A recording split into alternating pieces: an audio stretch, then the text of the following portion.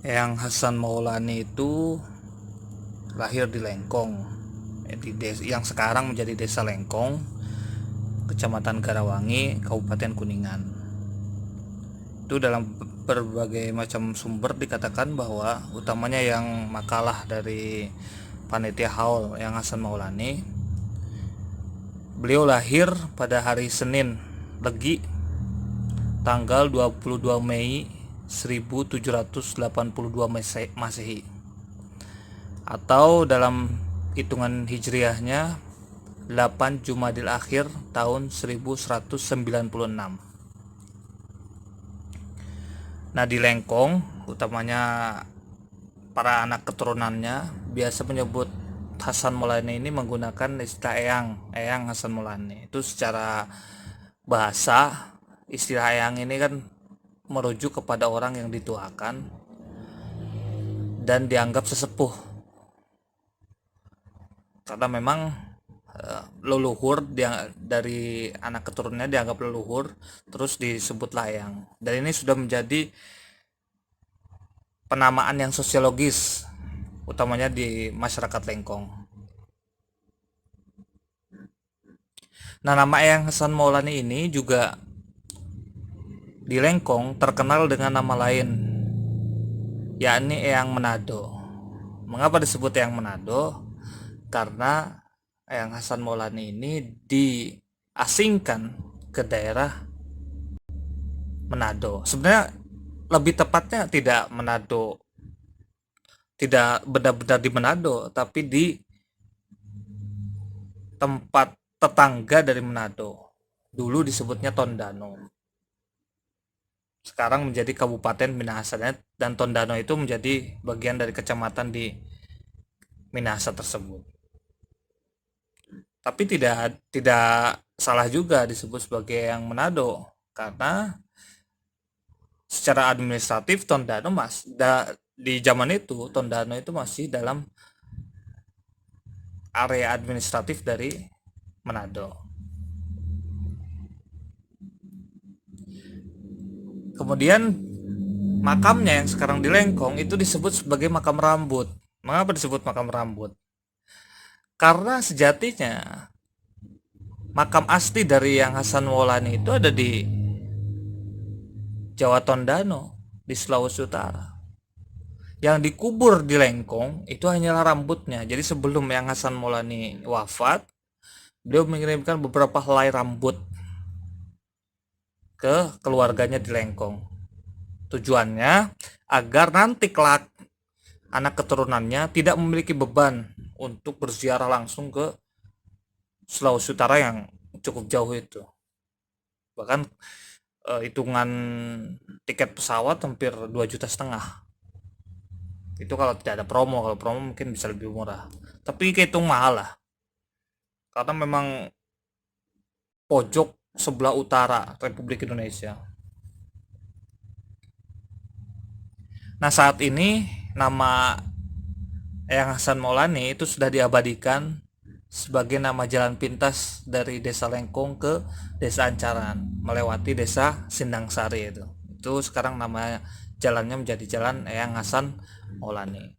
Kemudian dari Ancarannya ke arah Cikubang Sari itu disebut Jalan Syekh Panembahan Dako. Itu tidak lain dan tidak bukan adalah kakak generasinya dari Eyang Hasan Maulani.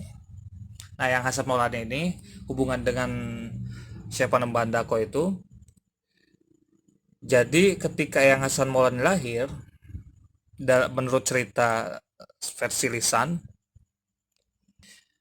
Syekh Panembahan Dako ini masih menyaksikan kelahiran Eyang Hasan Maulani. Bahkan dalam beberapa riwayat lisan menyatakan bahwa nama Hasan Maulani sendiri yang memberikan adalah Syekh Panembahan Dako.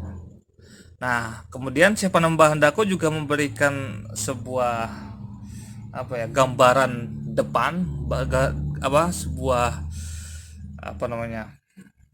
prediksi bahwa kelak seorang Hasan Maulani ini akan menjadi orang yang besar. Ya karena memang Syekh Panembahan Dako itu digadang-gadang sebagai seorang wali. Jadi beliau bisa membuka melihat tabir yang jauh ke depan. Itu mungkin salah satu karomahnya.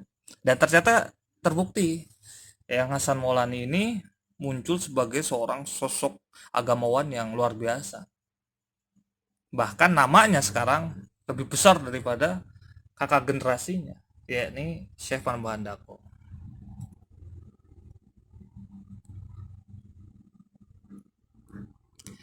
Kemudian Eyang Hasan Maulani ini biasalah di awal-awal masa kecilnya biasa bermain seperti biasa, namun khusus dalam masalah agama semangat belajarnya cukup tinggi. Beliau ngaji kemana-mana, utamanya ya masih di sekitaran Lengkong, terus sekitaran yang sekarang Kecamatan Garawangi, kemana-mana.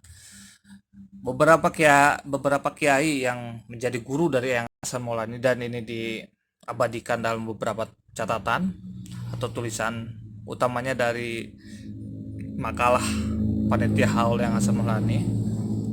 Yakni yang pertama adalah Kiai Alimuddin dari Pangkalan, kemudian Kiai Solehuddin dari Kadugede, kemudian ada Kiai Kosasih dari Kadugede juga, dan Kiai Bagus Arjain dari Raja Galuh. Dari hasil belajar dari kiai-kiai tersebut, corak keislaman Eyang Hasan Maulani ini diwarisi tradisi keilmuan Ahlus Sunnah wal Jamaah. Yakni kurang lebih mengikuti mazhab Imam Abu Hasan al-Asy'ari dalam bidang teologi, kemudian mengikuti mazhab Imam Syafi'i dalam bidang fikih, serta beliau juga proaktif mengikuti ajaran tarekat, yakni yang paling terkenal adalah tarekat Syatariyah.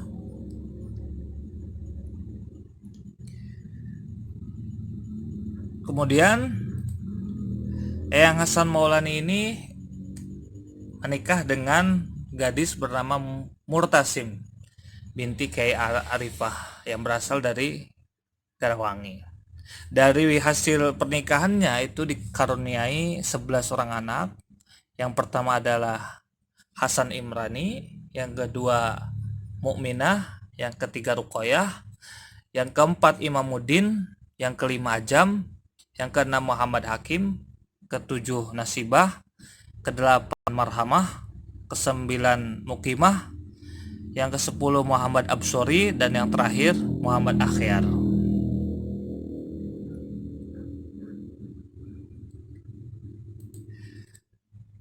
Dalam perjalanan singkatnya, Eyang Hasan Maulani ini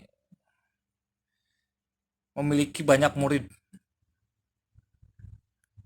dan sering didatangi oleh tamu karena namanya semakin hari semakin terkenal.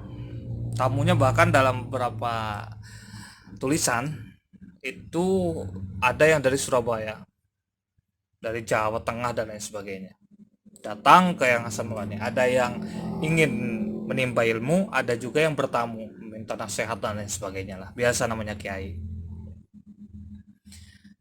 Nah, saking kuatnya pengaruh ini dimanfaatkan oleh Eyang Hasan Maulani untuk menanamkan ideologi anti kolonialisme dengan membawa ajaran-ajaran jihad, bahwa melawan dan menentang pemerintahan Hindia Belanda merupakan bagian dari jihad fisabilillah. Gara-gara pemikiran inilah pemerintah Hindia Belanda merasa terancam dan menangkap Eyang Hasan Maulani serta diasingkan ke yang sekarang namanya Kampung Jawa Tondano di Minahasa, Sulawesi Utara. Di akhir perjalanan kisah Eyang Hasan Maulani